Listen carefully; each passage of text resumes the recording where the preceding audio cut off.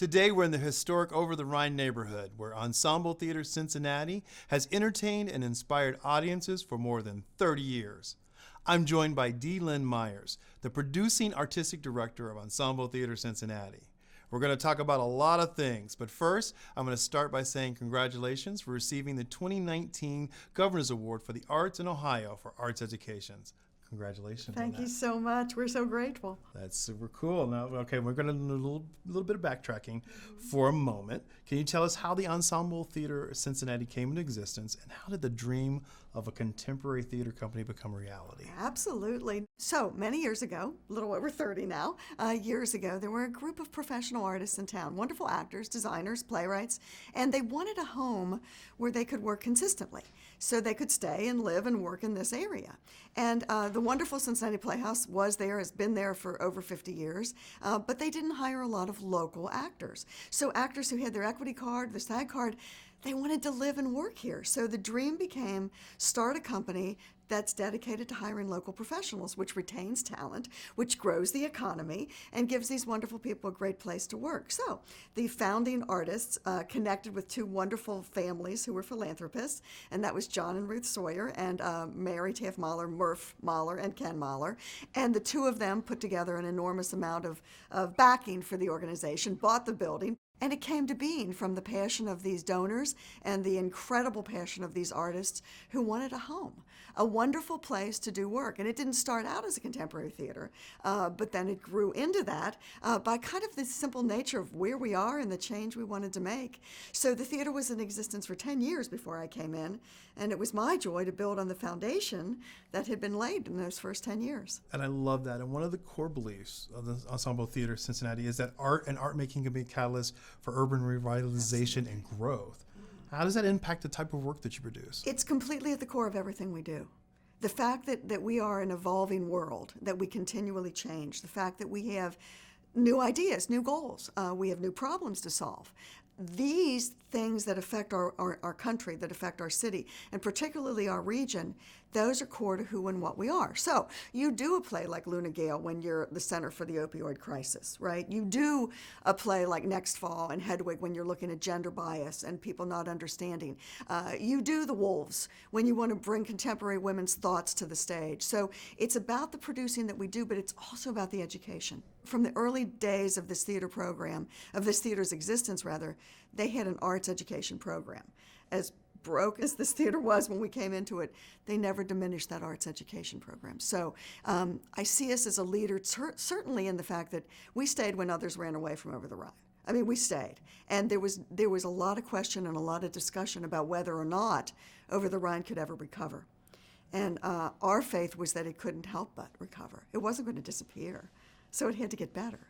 So how extraordinary to be at that moment in time to have a theater company dedicated to making this neighborhood change. And we did.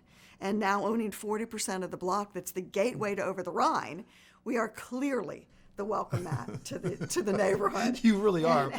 You've made an investment, as we say. You've made an investment. It's an investment. This is home. This is home. And I think our audiences feel like, I'm going to go there and hear something that matters to me. I'm going to go there and I'm going to belong. And it doesn't matter what age you are or what your politics are. None of that matters because you're coming into a place that has the gorgeous over 100-year-old walls of safety around you to take some pretty big risks on stage. How has that relationship with the neighborhood grown and evolved over the last 30 years? Well, 20 years with you. With 20 years with me, but we've gone from bulletproof doors to glass. We've gone from a boarded up front to glass. We've gone from having the occasional community engagement project to having one every week. I mean, between the education program, the engagement, there is not a week in this building that this building isn't utilized by or for a collaborative sense of this community. And that, to me, is the heart of what a theater is. It should be a catalyst for change of thought, a catalyst for change of environment, and a catalyst for artists to grow. So, yes, we stood our ground when everybody left, particularly in '01. When everybody moved us out of the building by force, we moved back in within 3 days, and that summer did Hedwig. And you know what? People showed up, and we stayed open. You've been with the ensemble for more than 20 years of its 33-year history. Can you tell us one unexpected outcome or delightful experience that surprised you based on your productions or your community outreach? There has been so many surprises. Some of them great, some of them just surprises. But I guess I have to go back a few years to one that I could have never foreseen. We were doing a play called Praying for Rain, and it was not well attended, let's just say. Let's just say that critical acclaim wasn't there for what I thought was a great play. But it was a really important play, in my opinion, because it was a play about one teenager's responsibility for maybe not helping to prevent another teenager from committing suicide.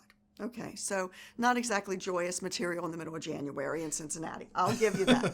So we decided to bring in the Dawn School, which was a great school where people turned their lives around, and give them a free performance. And the staff chipped in and paid for the bus. We had no money, right? So we put in, the actors agreed to do a 10 o'clock show, and these kids came and they were bored. They were absolutely not happy to be here until the end of the piece. By the end of the piece, they were leaning forward in their chairs. And I'm like, oh, this is cool.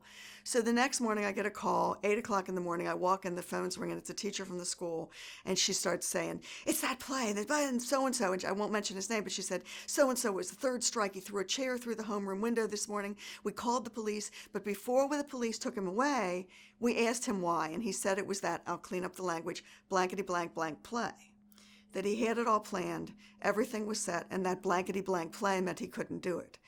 So they went to his locker, and there was a suicide note. And there was a gun. And this was before we had metal detectors everywhere you went in the schools. And he had planned to commit suicide.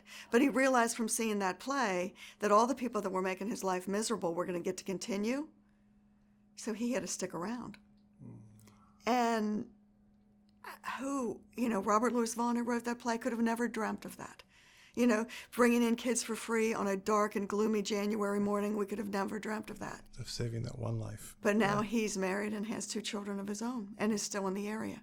Wow. So yeah, that kind of makes, that one moment makes it all worth it. Makes it all worth it, yeah. That makes all the fundraising and the negotiations and the tough days worth it. Because what's the price of one life that saw the show at the right time? Well, it doesn't get any better than that. So, Lynn, that was a fantastic sharing of everything. Thank you for having us here. Thank you for coming. It's my pleasure, and congratulations on the governor's award. Thanks. We're thrilled. Thrilled that you came. Thrilled to share our story. Thank you so much. Thank you for sharing. Great.